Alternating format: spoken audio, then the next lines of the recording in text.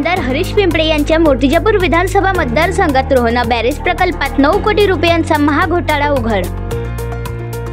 इमानदार अधिकाऱ्यांमुळे तब्बल 12 वर्षांनी भ्रष्टाचार झाला उघड।